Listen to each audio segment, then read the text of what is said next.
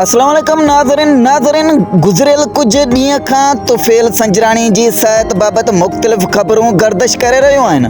कंहिं चयो त हालत तमामु ॻणती जोगी आहे त कंहिं चयो त बहितरी अची रही आहे। अहिड़ियुनि ॻाल्हियुनि सबबि संदन चाहींदड़ परेशान हुआ ऐं हर को रुगो हिकु ई सवाल पुछी रहियो, आख़िर तुफ़ैल संजराणी जी सिहत हाणे कीअं आहे। दोस्तो तव्हांखे गुज़ारिश आहे त महिरबानी करे वीडियो खे आख़िर ताईं ज़रूरु ॾिसंदा, छो त आख़िर में मां पूरी हक़ीक़त ॿुधाईंदुसि। इन खां पहिरीं जंहिं दोस्त वटि मुंहिंजो चैनल सब्सक्राइब न आहे थियल त महिरबानी करे चैनल खे सब्सक्राइब करे छॾे ऐं इन सां गॾोगॾु बेल आइकन खे बि दॿाए छॾे त जीअं बर वक़्तु असांजी हर नई अपडेट सभ खां पहिरीं तव्हां वटि जल्दी पहुची वञे। दोस्तो पर हाणे इंतज़ाम ख़तमु थियो।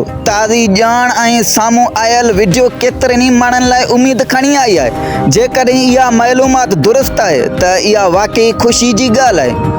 दोस्तो हाणे अचूं था असल हक़ीक़त ॾांहुं। अल्हम्दुलिल्लाह ॿुधायो पियो वञे त तुफ़ैल संजराणीअ खे वेंटिलेटर तां हटायो वियो आहे।